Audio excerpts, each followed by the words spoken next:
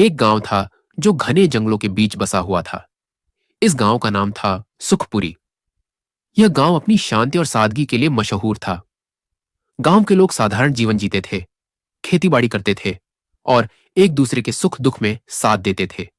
गांव के बीचों बीच एक विशाल पीपल का पेड़ था, जहां गांव वाले इकट्ठा होकर अपनी समस्याओं पर चर्चा करते थे और त्योहारों को मनाते थे। अर्जुन एक जवान लड़का था जो बहुत ही मेहनती और होनहार था। वह जल्दी ही गांव वालों के बीच लोकप्रिय हो गया। उसकी मददगार प्रवृत्ति और मिलनसार स्वभाव के कारण सभी उसे पसंद करने लगे। कुछ महीनों बाद गांव में एक अजीब घटना घटी। गांव के पास के जंगल से रात को अजीब आवाजें आने लगी।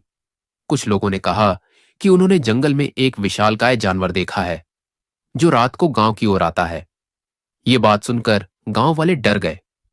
रात को कोई भी घर से बाहर नहीं निकलता था। बच्चे रोने लगते थे और महिलाएं डर के मारे सहमी रहती थीं। गांव के मुखिया ने एक बैठक बुलाई और सभी को इस समस्या पर चर्चा करने के लिए बुलाया। सभी लोग पीपल के पेड़ के नीचे इकट्ठा हुए। मुखिया ने कहा, हमें इस समस्या का हल निकालना होगा।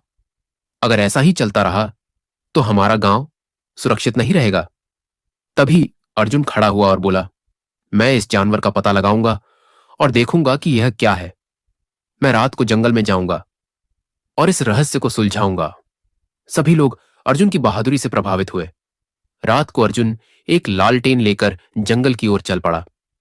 जंगल का अंधेरा और सन्नाटा डरावना था, लेकिन अर्जुन ने हिम्मत नहीं हारी। वह धीरे धीरे आगे बढ़ता रहा। कुछ देर बाद उसे एक अजीब सी आवाज सुनाई दी। आगे की कहानी देखने के लिए चैनल को लाइक, शेयर एंड सब्सक्राइब करें